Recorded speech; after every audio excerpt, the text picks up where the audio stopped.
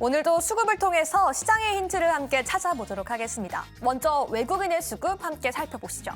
전일 종가 기준 외국인 투자자가 가장 많이 매수한 종목은 바로 삼성전자고요. 2위부터 5위를 함께 살펴보시면 외국인 투자자 역시 저PBR 관련주에 전날 집중하고 있습니다. 이 현대차에 이어서 삼성물산 1조 원 규모의 자사주 소각 소식을 전했고요. 하나금융지주 역시 주주 환원율 상승에 주가가 급등했습니다. 5위에는 KB금융까지 담는 모습 체크가 되고 있고요. 오늘 오전 기준 그러면 외국인 투자자의 수급엔 어떤 변화가 생겼을지 함께 살펴보겠습니다.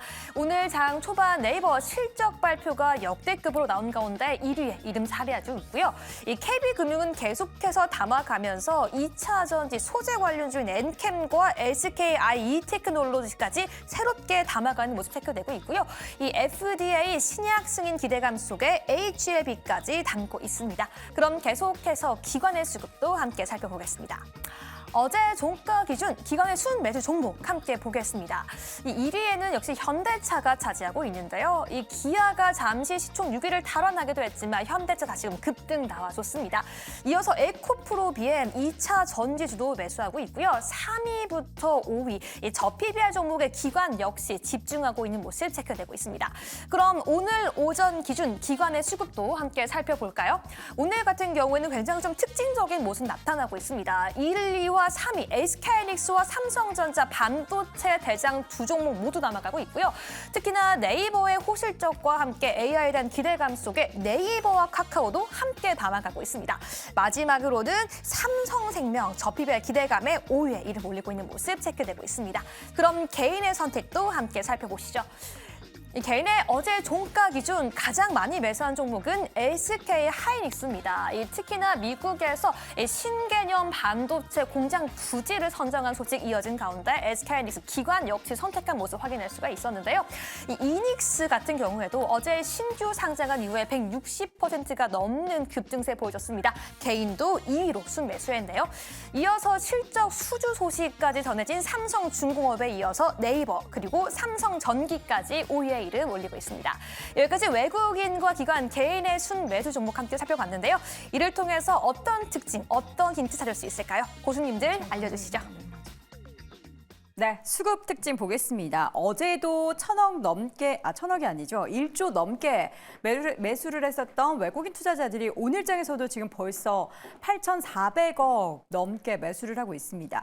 외국인의 수급이 이렇게 좀 강하게 들어온 거는 정말 오랜만인 것 같은데요. 지난 1월 18일 이후로 계속해서 매수를 보였던 외국인 강도가 더 강해졌습니다. 이거 그 저PBR 뭐 이런 이슈로 이렇게 강해졌다라고밖에 못 보겠죠.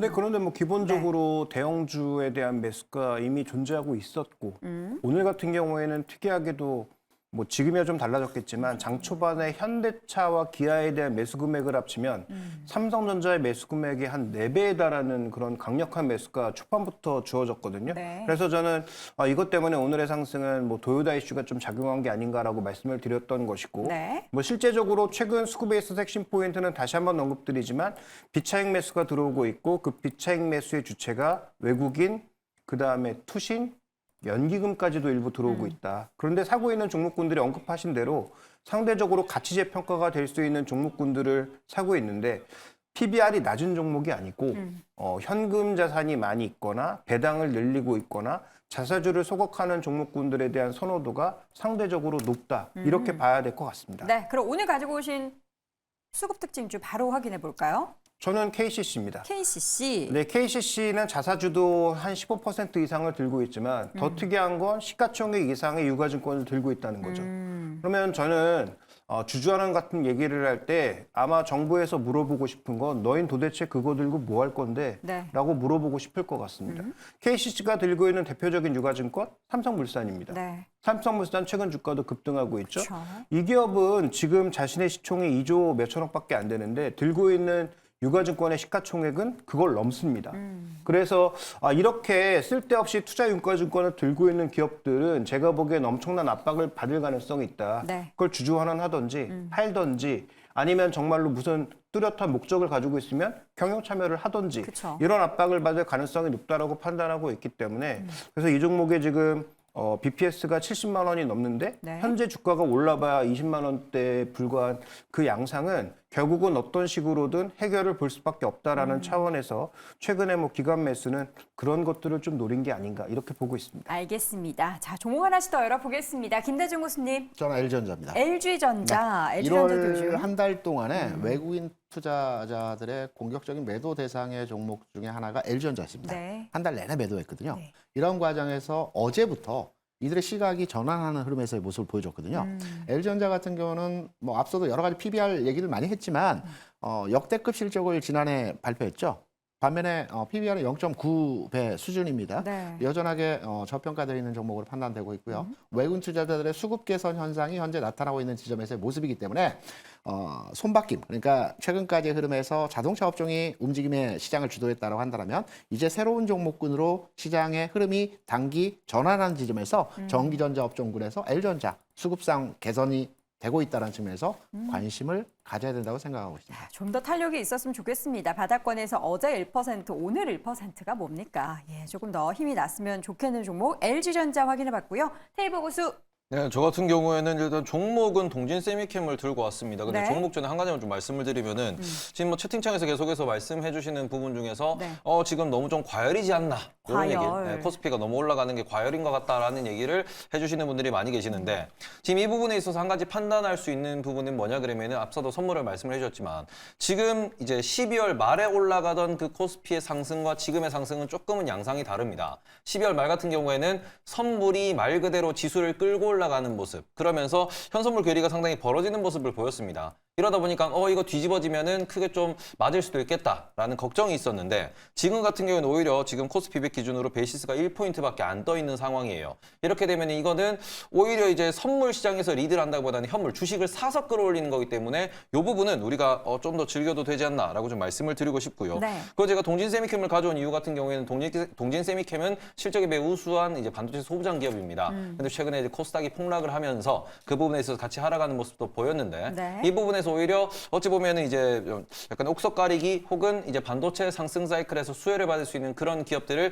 고르는 움직임에서 기관들은 계속해서 매수를 하고 있었거든요. 이 부분에서는 동진 세미캠이라는 이 기업에 대해서 조금 관심을 가져보는 게 어떨까 싶어서 가져봤습니다. 네, 알겠습니다. 자, 마지막으로 우리 변효인 교수님은 어떤 종목일까요? 예, 저는 CNC 인터내셔널인데 좀 화장품주가 지난 이 화장품 빅투사의 어떤 어닝 쇼크 여파로 섹터가 전반적인 약세 흐름을 좀 보였다가 오늘은 일부 좀 반등 흐름을 좀 보여주면서 종목 차별화가 좀 이어지는 모습입니다. 네. CNC 인터내셔널 오늘 1.6% 정도 하락을 좀 하고 있는데 그러네요. 그럼에도 불구하고 지금 아직 4분기 실적 발표에 대한 기대감들이 좀 남아있다. 이 부분은 지금 화장품 빅2에서는 이 중국 향인 매출에 대한 리스크 이 부분 때문에 적자를 좀 더 확대시켰던 영향으로 주가 좀 급락을 했고 오히려 지금 화장품의 ODM사에 대한 어떤 수혜 여부는 인디 브랜드의 어떤 약진 효과 이 부분이 3분기보다는 4분기의 기조 효과로 좀 작용하지 않을까라고 보고 있습니다. 네. 올해 매출 성장률에 대한 집계치가 한 25.5% 정도 추정되고 있는데 지금 리포트에서는 이 ODM 3사 중에서 성장률을 가장 높다라고 좀 추정을 하고 있기 때문에 북미향 인디 브랜드 고객사들을 확보해 나가고 있는 이 CNC 인터내셔널 지금 최근에 어떤 주가 조정은 오히려 좀 단기적 매수 기회로 판단이 좀 되고 있기 때문에 저는 한 64,000원 미만에서는 좀 분할 매수가 좀 가능한 구간이 아닌가라고 좀 보고 있습니다. 네, CNC 인터내셔널은 이제 작년에 화장품주 특히나 ODM 기업들 굉장히 이슈가 보였을 때 실적으로 주가가 정말 탄력이 좋았던 기업인데요. 최근까지도 계속해서 주가가 올랐다가 최근에 조금 조정을 보이고 있다는 부분까지 함께 확인해 보겠습니다. 다시 한번 종목 정리해 드리겠습니다. 김대중 고수의 종목은 LG전자, 이어서 김종효 고수는 오늘 어떤 종목이었죠? KCC, 그리고 변효인 고수 CNC 인터내셔널, 테이버 고수 동진 세미캠 함께 확인해 봤습니다. 네, 오늘 쟁탑5 마지막 1위 주제 확인해 보시죠.